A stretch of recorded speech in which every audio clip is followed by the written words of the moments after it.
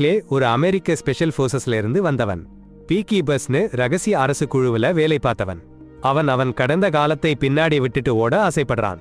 வருஷக்கணக்கா ரொம்ப ஆபத்தான வேலைகள்.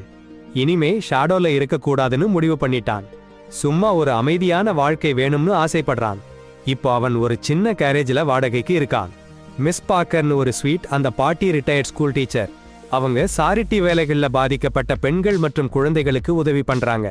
கிளே அமைதியா இருக்கிறதால அவங்களுக்கு ரொம்ப சந்தோஷம். ஒரு மாலை வேலை முடிஞ்சிட்டு மிஸ் பார்க்கர் கிளேவை டின்னருக்கு அழைக்கிறாங்க. லேப்டாப்ல வேலை பார்க்கறப்போ சடன்னு ஒரு அலர்ட் வரும். வைரஸ் கண்டுபிடிக்கப்பட்டதுன்னு. ஹார்ட் டிரைவ் பாதிச்சிருச்சுன்னு சொல்லி ஒரு நம்பரை கால பண்ண சொல்றாங்க. டேட்டா இழப்பு நடக்காம இருக்கணும்னா மிஸ் பார்க்கர் உடனே அந்த நம்பருக்கு கால் பண்றாங்க.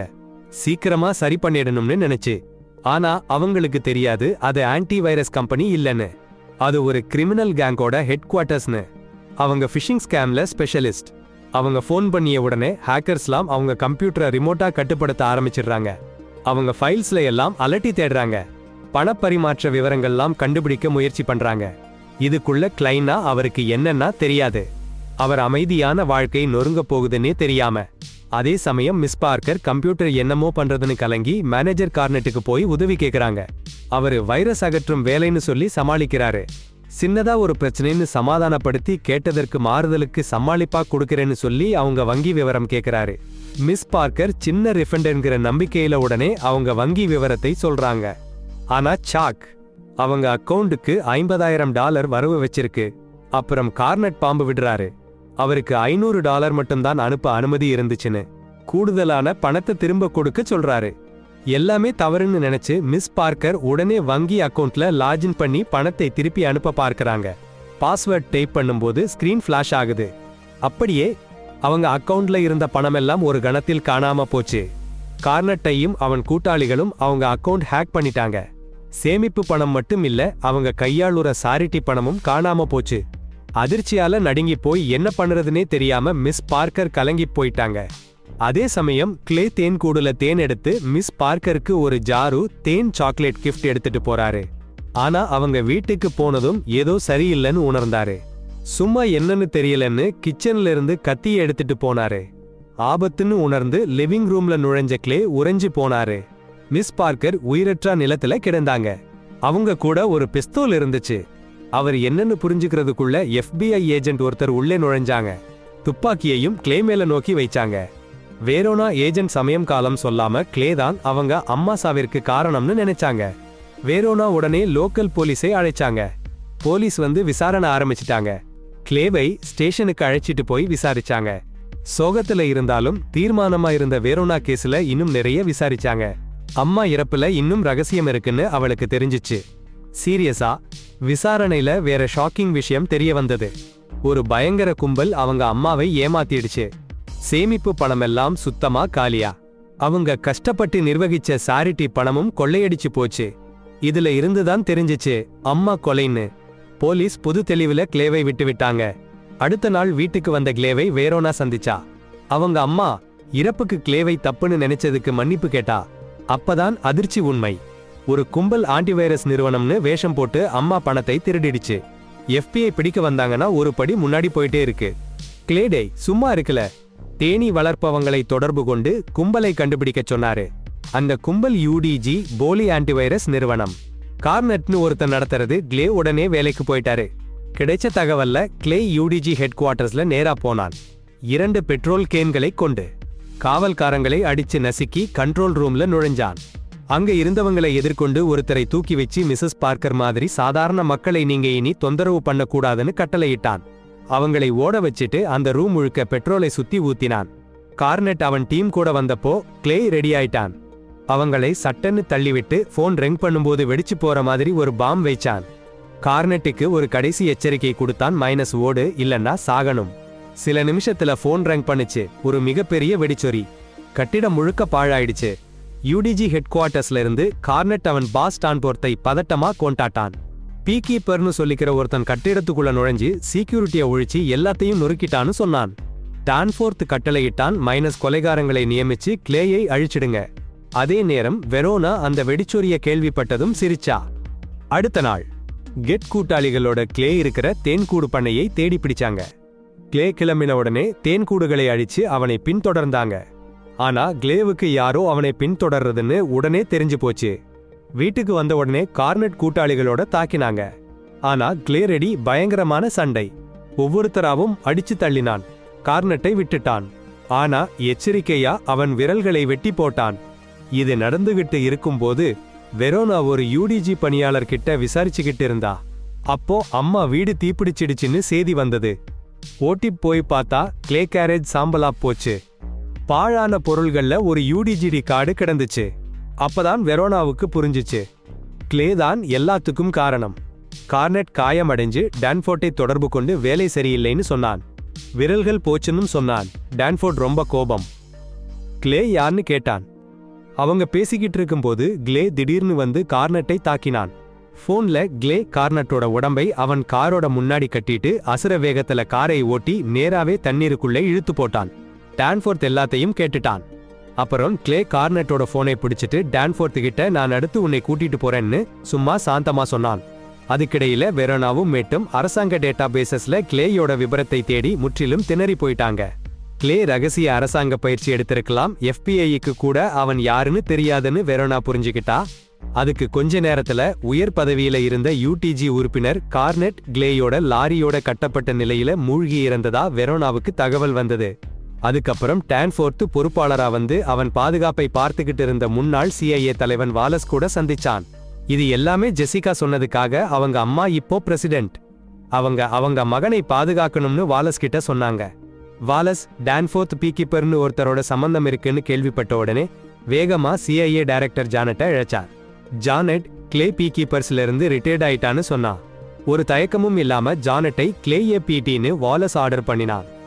அவரை அழிங்க. தேனீ வளர்ப்பாளர்கள் கிட்ட சொல்லி அவங்க டாப் கொலைகாரி அண்ணாவை கிளேவை அழிக்க அனுப்பினாங்க. ஒரு அமைதியான பெட்ரோல் ஃபங்க்ஷன்ல கிளே பெட்ரோல் போட்டுட்டு இருந்தப்போ அண்ணா தாக்குனா. ஆனா கிளே ரெடி. போராடி அண்ணாவை அடக்கி அவங்க விரல்களை வெட்டி தீயில போட்டு எரிச்சிட்டாரு. வெடிச்ச சத்தம் பெட்ரோல் ஃபங்க்ஷனை அதிர்ச்சி அடைய வைச்சுது. கொள்ளை தீ. தாக்குதல் நிறுத்தப்பட்டதும் தேனீ வளர்ப்பாளர்கள் CIA நடுநிலையா இருப்பாங்கன்னு சொன்னாங்க. கிளே வாலஸ் இதையெல்லாம் சும்மா விட போறாரா? சிறப்பு படைகளை கூப்பிட்டு தேனீ வளர்ப்பாளர்களை பத்தி சொல்லி கிளேவை ஒரு கொடிய கொலைகாரி மாதிரி காட்டினாரு. பாதிக்கப்பட்டவங்க உயிருக்கு அச்சுறுத்தல்னு சொல்லிட்டாரு. Mission clear. கிளேவை எப்படியும் அழிக்கணும். அடுத்த நாள் வெரோனாவும் மேட்டும் எரிஞ்ச பெட்ரோல் ஃபங்க்ஷன் கிட்ட போய் அண்ணாவோட உடம்பை பார்த்தாங்க. அடையாளம் கண்டுபிடிக்க முடியல. ரொம்ப சோகம். அண்ணா சாதாரண பலியா இல்ல. அவங்க ரகசிய அரசாங்க குழுவுல இருந்தாங்க. ஆனா அவங்க கிளேவை ஏன் வேட்டையாடினாங்கன்னு வெரோனாவுக்கு தெரியல. சரிங்களா? இப்படி ஒரு திட்டம். கிளை வேற லெவல்ல தான் இருந்தா. அண்ணாவோட அருந்த விரலை எடுத்துட்டு அவங்க அபார்ட்மெண்ட்ல நுழைஞ்சிட்டான். கணினியையும் ஹேக் பண்ணிட்டான். சில கிளிக்கல. கர்னட்டோட போன் சிக்னலை கண்டுபிடிச்சிட்டான். டான்ஃபோர்ட் எங்க இருக்கான்னு 9 பாயிண்ட்ஸ் கட்டடத்துல. அந்த தகவல் கிடைச்சதும் ஆயுதங்களையும் வெடிபொருட்களையும் அண்ணா வீட்ல இருந்து எடுத்துட்டு கிளம்பிட்டான். 9 பாயிண்ட்ஸ் கட்டடத்துல வாலஸோட சிறப்பு படையினர் ஏற்கனவே தயாரா இருந்தாங்க. கிளையை பிடிக்க வெளியில FBI SWAT டீம் முழு தயார் நிலையில. கிளை என்ன பண்ணுவான்னு காத்துட்டு. ஆனா கட்டடத்தை காலி பண்ண சொல்லல. வாலஸோட படையினர் பணியாளர்களை வேலை பண்ண விட்டுட்டாங்க. எல்லாம் சரியா இருக்கிற மாதிரி அவங்களுக்கு தெரியாது. அந்த NSU கம்பெனி கிரிமினல் சிண்டிகேட் கூட சேர்ந்து இருக்குன்னு. மீன்பிடி ஏமாற்று வேலை பண்றதுக்கு அப்புறம் கிளை வந்தான். SWAT டீம் அதிர்ச்சியில ரியாக்ட் பண்றதுக்கு முன்னாடியே கிளை ஒரு கொடூர தாக்குதலை தொடங்கிட்டான். அவங்களை எளிதா அழிச்சிட்டான். SWAT டீம் தோற்கடிக்கப்பட்டதும் கட்டடத்துக்குள்ள நுழைஞ்சிட்டான். NSU பணியாளர்களோட கலந்துட்டான். ஆனா வாலஸோட ஒருத்தன் அவனை கண்டுபிடிச்சிட்டான். தாக்குதல் தொடர்ந்தது. வாலஸோட சிறப்பு படையினர் பாய்ஞ்சாங்க. ஆனா கிளே ரொம்ப வேகமா இருந்தாரு. ஒருத்தரா அவர் அடிச்சு தள்ளினாரு. நிழல் மாதிரி நகர்ந்து எல்லாரையும் வீழ்த்திட்டாரு. அப்புறம் ரிக்கோ கிடைச்சாரு. NSU-டைய டாப் எக்ஸிக்யூட்டிவ். கிளே நேரம் வீணடிக்கல. அந்த கம்பெனியோட போஸை பத்தி ரிக்கோ கிட்ட இருந்து எல்லா விஷயத்தையும் பிடுங்கி எடுத்தாரு. முதல்ல ரிக்கோ எதிர்ப்பு காட்டினாரு. ஆனா அழுத்தம் அதிகமா இருந்தது. உடைஞ்சு போய் நிறுவன உரிமையாளர் சட்டத்துக்கு அப்பாரம் இருக்காருன்னு சொன்னாரு. கிளேக்கு அதுல ஒன்னும் புதுசா இல்ல. எனக்கு எட்டாதவங்க யாரும் இல்லன்னு எச்சரிச்சாரு. குற்றம் இல்லாதவங்களை பாதிக்கிற எவனையும் நொறுக்க போறேன்னு சத்தியம் பண்ணினாரு. பயந்து போன ரிக்கோ பெயரை சொன்னாரு. அந்த நேரத்திலேயே வெரோனாவும் அவங்க டீமும் துப்பாக்கியோட பாய்ஞ்சாங்க. கிளேவை நோக்கி கிளே ஓடினாரு. அவங்களை விஞ்சி உயிர் பிழைச்சாரு. பின்னாடி வெரோனாவும் மேட்டும் எல்லாத்தையும் சேர்த்து பார்த்தாங்க. NSUவும் UDGவும் 2 கம்பெனியும் மீன்பிடி ஏமாற்று வேலையில புதைஞ்சிருக்குன்னு தெரிஞ்சது. அதுல உரிமையாளர் வேற யாரும் இல்ல, அமெரிக்க ஜனாதிபதியோட மகன் Danforth.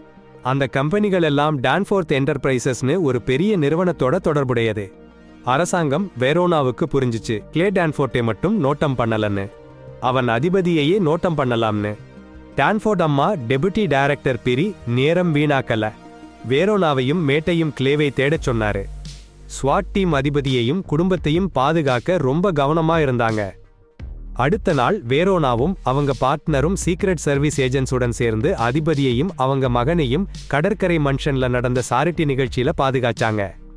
Secret service FBI agents எல்லாரும் ஹை அலர்ட்ல இருந்தாங்க. ஆனா இவ்வளவு பாதுகாப்பு இருந்தாலும் டான்ஃபோர்ட் பாதுகாப்பு பத்தி வாலஸ் கவலைப்பட்டுக்கிட்டே இருந்தாரு. லேசரஸ்னு ஒருத்தர நிர்வாகியா வச்சு ஒரு கும்பல் டீமை வேலைக்கு வச்சாரு.